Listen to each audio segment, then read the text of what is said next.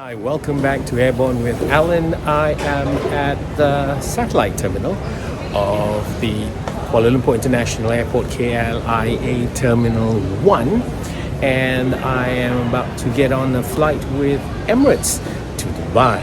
This will be the first of 4 flights. Where is my final destination? You'll find out if you keep watching. So meanwhile, just sit back, relax, and enjoy.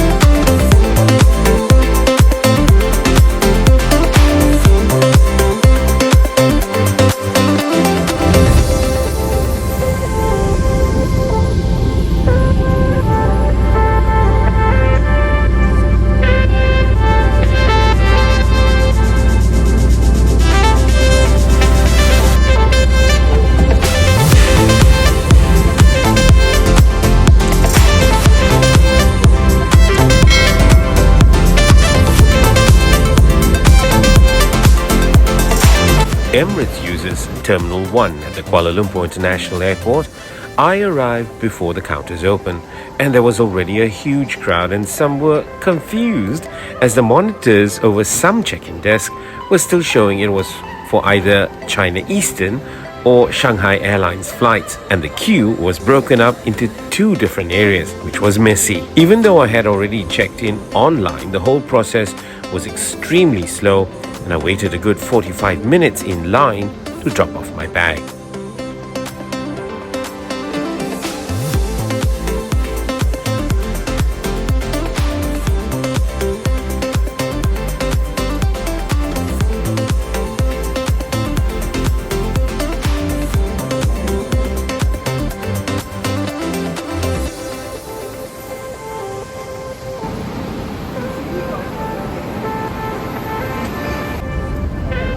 After immigration, I headed to the bus transfer area to get to the sea gate, as the Aero train was still not in operation but in test mode.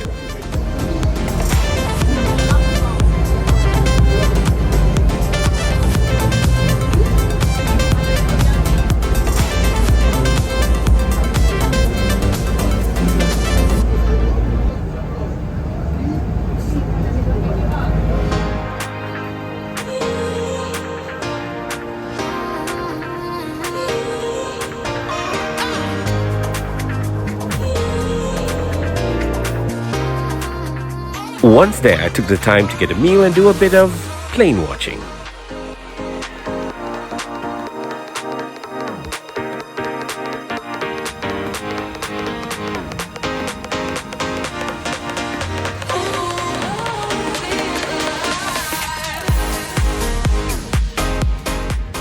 Security checks at KLIA takes place at the individual gates, and as usual, it was busy as another flight to Peshawar was in the next gate but sharing the same security area. This is our aircraft for today's flight. A6 ENC, a 12-year-old Boeing 777-300 series that has spent all its life with Emirates.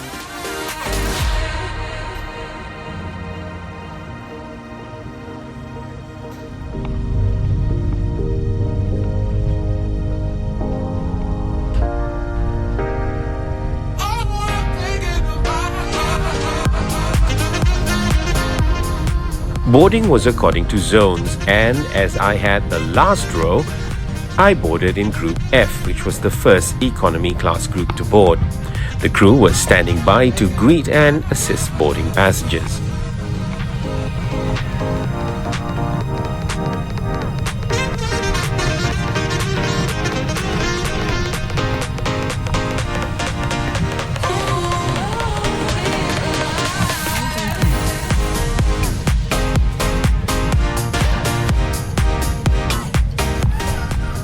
The cabin certainly looked fresh in the soft pastel colors that were used.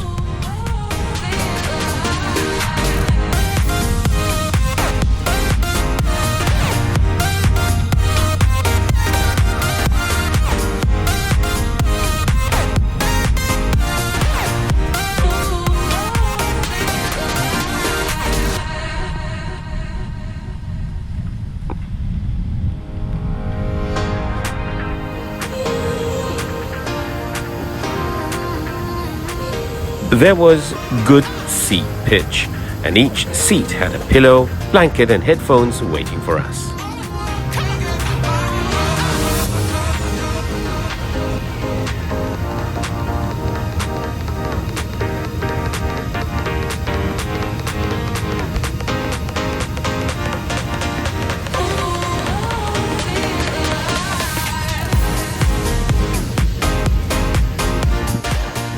The seat had a large TV screen, a remote control below it, a universal PowerPoint outlet, and a coat hook below that, with a USB outlet on the other side with a headphone outlet below it.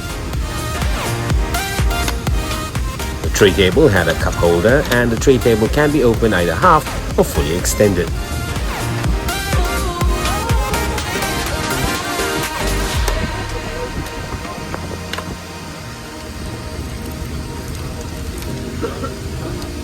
Seat pocket had the ICE entertainment and red in-flight sales catalogue, and an airsick bag, and of course the safety card. The captain came on the PA to say that there will be a delay as a passenger has been offloaded and his bag needed to be found and removed.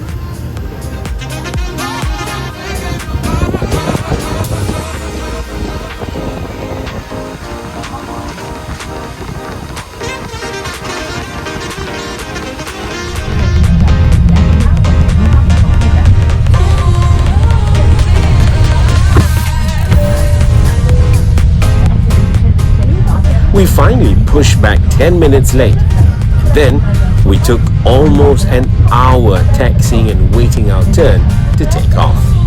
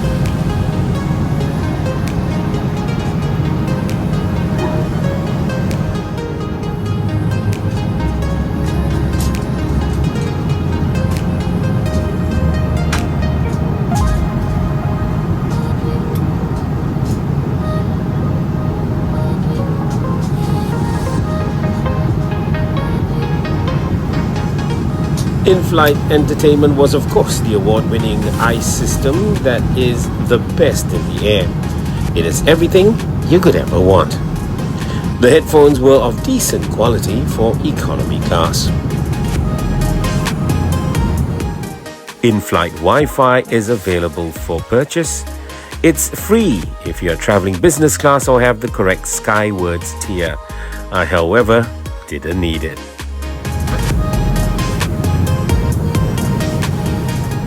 An hour after takeoff, dinner service began. Emirates certainly delivers in quantity, but in terms of quality, it was either a hit or a miss. The chicken rendang tasted like those ready-to-eat meals you would buy in a cheap supermarket. Wasn't good. Service was extremely slow, partly due to the many special meals and because some passengers were asking for cup noodles when offered the choice of chicken or beef stew for dinner.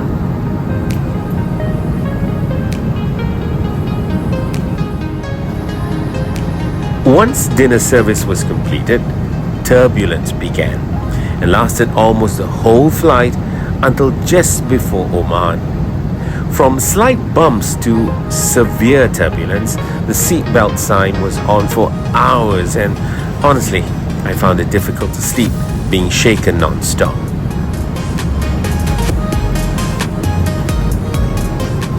At 12:30 a.m. Malaysian time, the crew started the second service, which was a sandwich and a muffin with your choice of drink. Personally, I think this wasn't necessary for a short 6-hour plus night flight. I would have preferred the extra time to sleep.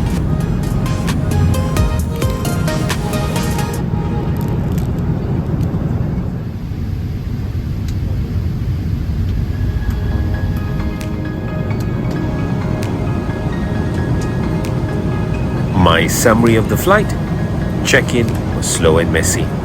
It was the weakest part of this whole experience. On the positive side, my bags actually arrived safely in their final destination. The cabin and seats were in an immaculate condition for a 12-year-old plane. Everything was spotless. Appreciated individual air vents. There was also an extra smaller seat pocket, which was perfect for placing your handphones and other items. However, on a full flight like this one, I did feel cramped and claustrophobic. The food was just okay, nothing to write home about. In fact, I think it was a bit too much for a short night flight. There was really no need for the snack service 2 hours before landing. I would prefer the 2 hours more to sleep. The crew, well, were mostly friendly and seemed to enjoy the job, but one or two had the facial expressions that they wished to be anywhere but on this flight. But on the whole, they were all professional and handled all the difficult passengers and their silly demands. For example, after takeoff, while they were preparing to serve the meal, passengers started to ask for cup noodles, and the crew still entertained their requests even though they were busy getting the main dinner service ready. They must have served 6 to 7 cup noodles before the actual dinner service. We landed at 10:28 Dubai time and on chocks at the B concourse of Terminal 3 at 10:34. Almost an hour behind schedule, which was fine for me as I had a 7-hour transit.